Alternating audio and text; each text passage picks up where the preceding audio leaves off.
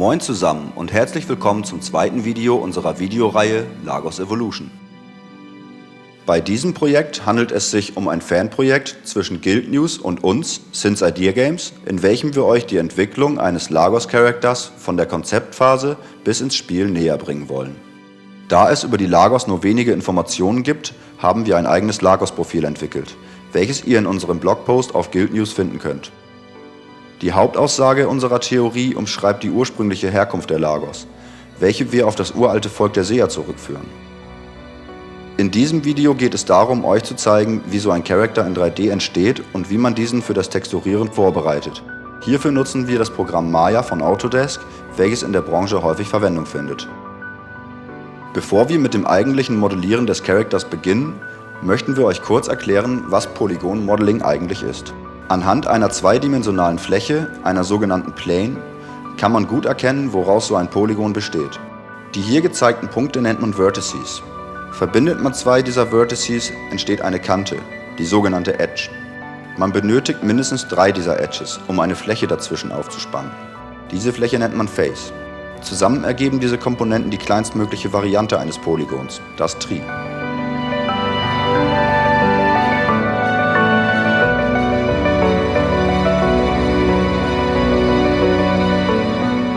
Polygone mit 4 Edges werden Quads genannt.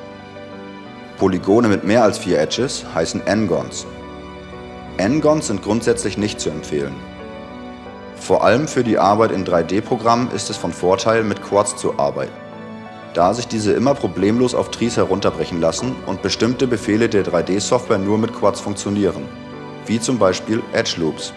Man sollte dies immer im Hinterkopf behalten, da moderne Game Engines noch immer nur mit Trees arbeiten und dementsprechend jedes Objekt spätestens beim Import in die Engine trianguliert wird.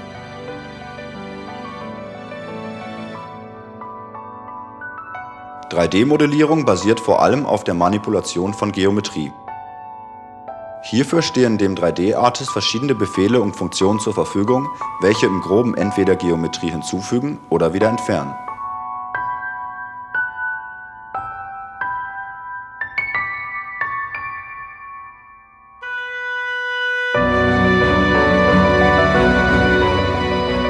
Da wir hier einen Spielecharakter entwickeln, welcher in Echtzeit dargestellt werden muss und nicht wie in Filmen üblich vorgerendert wird, muss stark auf den Polycount des Meshes, also die Anzahl der vorhandenen Polygone in der Geometrie, geachtet werden. Um möglichst performant zu bleiben, ist es wichtig, nur dort Geometrie hinzuzufügen, wo sie zur Silhouette beiträgt, das sogenannte Low-Poly-Modeling.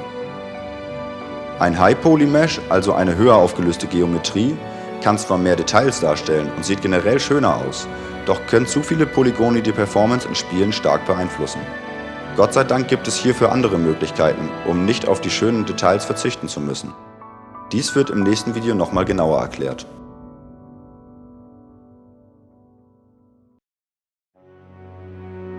Hier sehen wir einen Arm, naja, wohl eher einen Zylinder mit einem Edge Loop in der Mitte. Wenn man diesen Arm nun knicken will, kann man sehr schön sehen, dass es zu unschönen Deformationen kommt.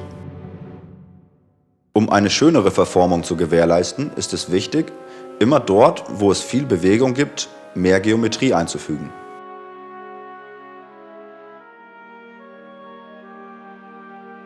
Grob kann man sagen, dass der Richtwert hierfür bei mindestens 3 Edge Loops liegt, jedoch von Fall zu Fall unterschiedlich behandelt werden muss.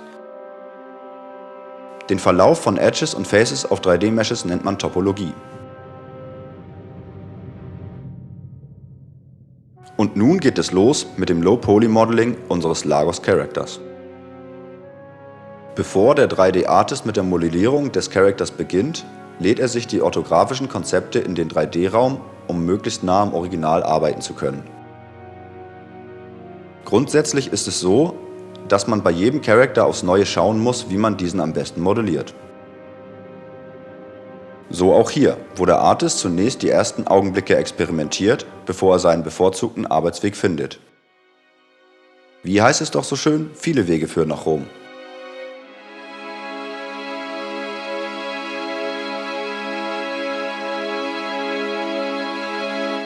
In diesem Fall entschied er sich für den Weg Panzer zuerst, da dies für ihn am sinnvollsten erschien.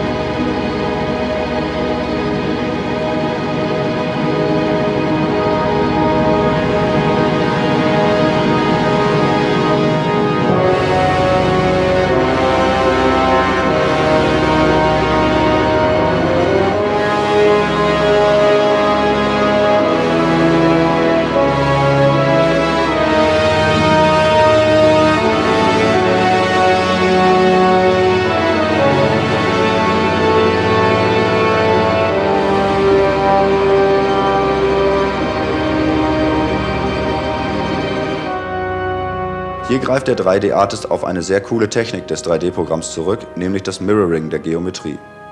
Hierbei werden alle Arbeitsschritte automatisch auf die andere Seite des Meshes übertragen.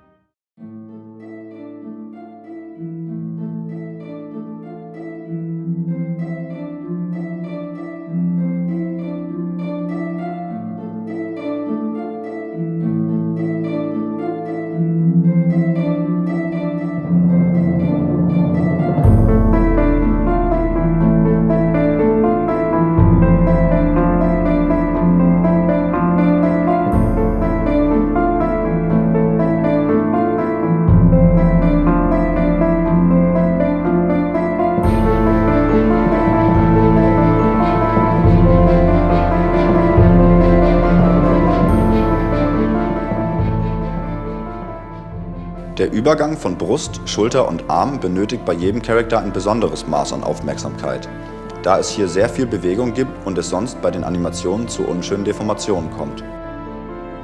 Gleiches gilt auch für die Beine, Knie und Ellenbogen. Wie schon am Anfang dieses Videos erklärt, kommt es hier sehr stark auf die richtige Topologie an.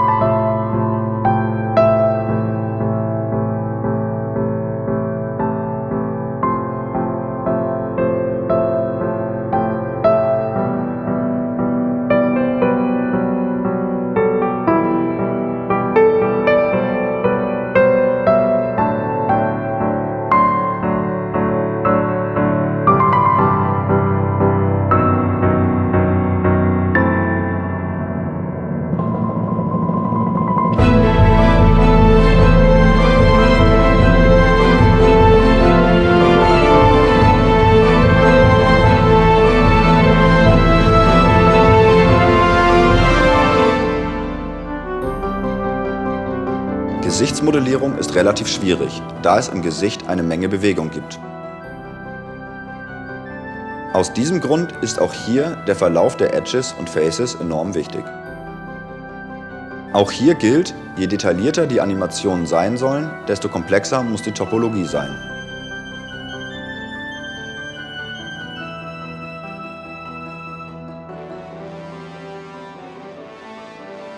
Wir haben hier bewusst auf eine Mundhöhle verzichtet, da Gesichtsanimationen den Rahmen dieser Videoreihe sprengen würden.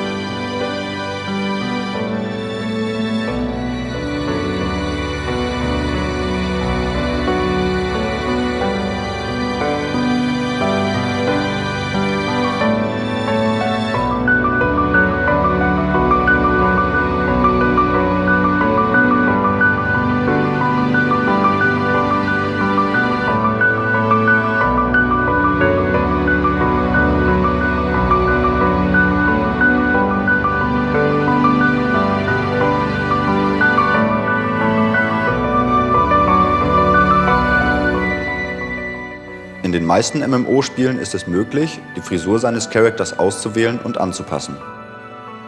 Generell gilt, dass verdeckte Geometrie aus Performancegründen rausgelöscht wird. Daher modellieren wir unseren Charakter einmal mit vorhandenem Hinterkopf und einmal ohne, da dieser in diesem Fall von den Haaren verdeckt wird. Hierauf werden wir in einem späteren Video nochmal genauer Bezug nehmen.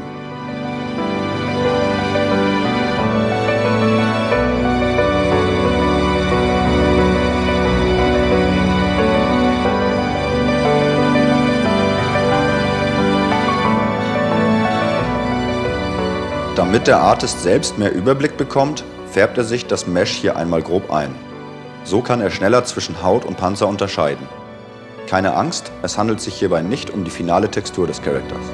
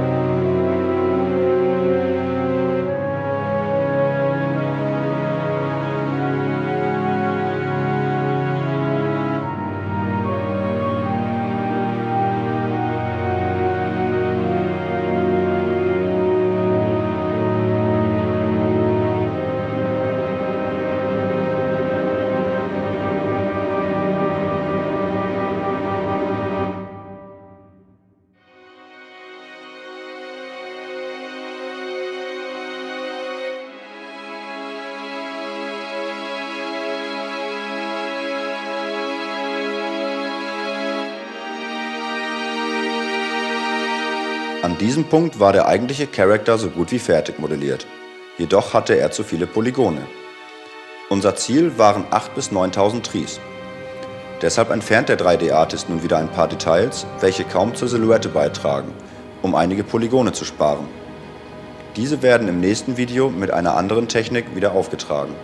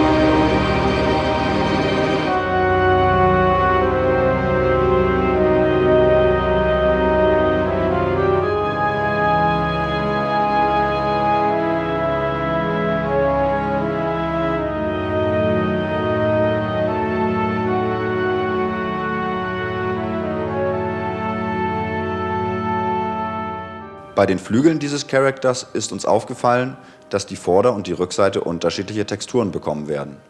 Da ein Face jedoch nur ein einziges Material tragen kann, haben wir die Flügel doppelseitig modelliert. Außerdem verbinden wir die Flügel nicht fest mit dem Oberkörper, da uns dies spätere Schritte vereinfacht.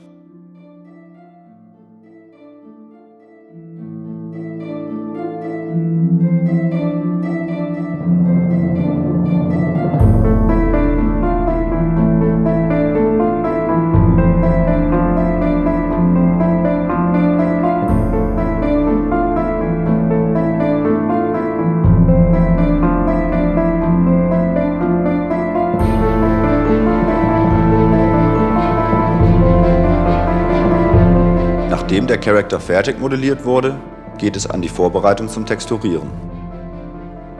Der nun folgende Arbeitsschritt nennt sich UV-Mapping. Hierbei geht es darum, das 3D-Mesh für die Texturen in den 2D-Raum zu übertragen. Dies ist zu vergleichen mit dem Schnittmuster von Kleidungsstücken, welche auch über Nähte miteinander verbunden sind. Ziel ist es, eine Verzerrung der Textur auf dem 3D-Mesh zu vermeiden.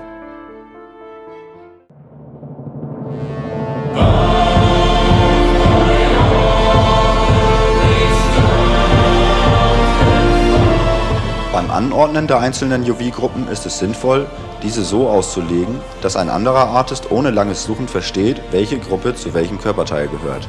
Dies erinnert ein wenig an Puzzlespiele, nur dass Puzzlespiele im Gegensatz zum UV-Mapping durchaus Spaß machen können und zu weniger Fehlern führen.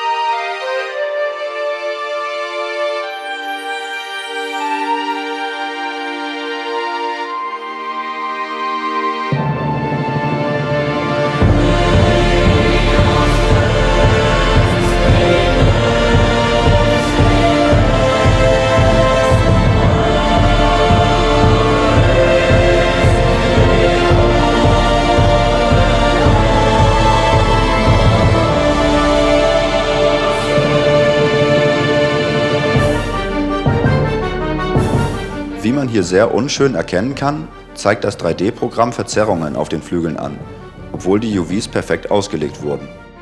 Um sicherzugehen, dass es sich hierbei nur um einen Anzeigefehler handelt, hat der Artist kurzerhand eine Testtextur erstellt und diese auf das Mesh gelegt. Wie man unschwer erkennen kann, verlaufen die Linien und Buchstaben der Textur ohne Verzerrungen über den Körper. Leider gehören solche Programmfehler zum Alltag eines jeden Spieleentwicklers und man muss dann einfach mal schreiend rausrennen.